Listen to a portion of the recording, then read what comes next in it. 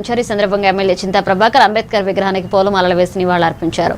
అనంతరం ఆయన మాట్లాడుతూ బీఆర్ అంబేద్కర్ చేసిన సేవలు దేశానికి మార్గదర్శకమన్నారు. సామాజిక న్యాయం, సమానత్వం కోసం ఆయన చేసిన పోరాటం ప్రతి ఒక్కరికి స్ఫూర్తిదాయకమన్నారు. ఈ కార్యక్రమంలో బీఆర్ఎస్ పార్టీ నాయకులు, కార్యకర్తలు పెద్ద ఎత్తున పాల్గొని అంబేద్కర్ సేవలను స్మరించుకున్నారు. కల్పించడంతో బాబాసాహెబ్ అంబేద్కర్ గురించి తెలియని వారు అంటూ ఉండరు. మరి వారు రిజర్వేషన్ కల్పించడంతో మరి ఎంతోమందికి సమానత్వం దొరికింది.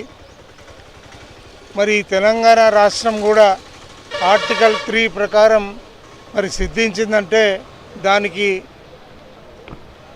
అంబేద్కర్ గారే కారణం.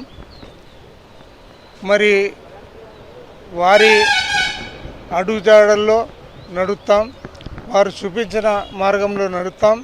మరి ఈ ప్రభుత్వం అయితే దళితులకు దళిత బంధు ఇస్తామని ఆ రోజు 10 లక్షలు ఉంటే 12 లక్షలు ఇస్తామన్నారు. అతి లేదు, గతి లేదు.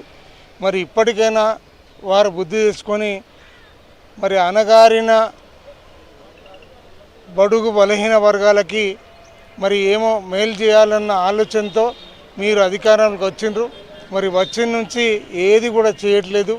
మరి ఇప్పటికైనా బుద్ధి తెచ్చుకొని అంబేద్కర్ జయంతి సందర్భంగా మరి ఈ దినం నుంచే ఏదైనా ప్రారంభిస్తే మరి ప్రజలు హర్షిస్తారు. మరి ఈ జన్మదినం సందర్భంగా